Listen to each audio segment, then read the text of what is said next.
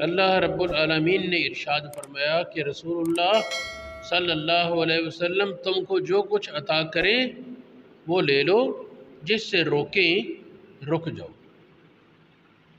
اس میں حضور علیہ السلام کے امتی کے لیے ایک مختصر دستور العمل دے دیا گیا کہ زندگی کو گزارنے کا طریقہ وہ سکھا دیا گیا۔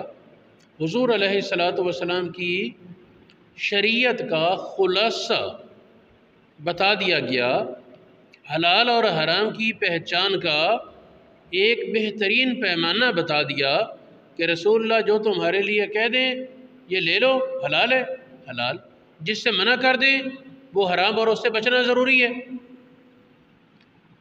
یہ لین دین ہو، کاروبار ہو، کوئی کھانے پینے کی چیز ہو، کھانے کی چیز ہو، پینے کی چیز ہے، پہننے کی ہے، ہر چیز میں معیار نبی پاک صلی اللہ علیہ وسلم آپ کی عطا اور آپ کی اجازت کو رکھا۔